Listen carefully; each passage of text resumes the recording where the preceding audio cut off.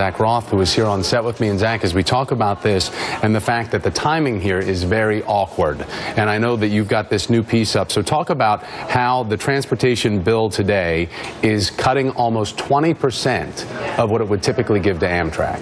Yeah, that's absolutely right.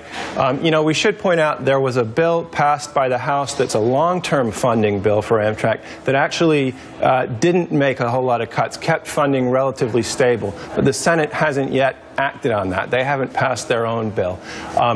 They haven't passed a long-term funding since 2008. And at that time, they only did that in response to a crash in California that killed 25 people. So it'll be interesting to see if last night's events prompt the Senate to finally act on this bill that people say is much needed. Meanwhile, we have this kick the can mentality, you know, down the road in Congress right now. We've got the American Society of Civil Engineers giving the nation a D+ on the state of countrywide infrastructure, and now we have this issue of the investigation of this, and we're also 18 days away from the expiration of federal spending on highways, bridges, and mass transit.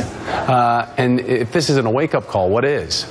Yeah, I mean, I spoke to experts on this. They're very careful to say, look, we don't know yet what caused this crash, and we don't want to jump to any conclusions. And you saw Republicans in that hearing kind of accusing some of the Democrats of doing that. But they do say it's a legitimate question to raise that Amtrak is being starved for funding and then blamed for these problems.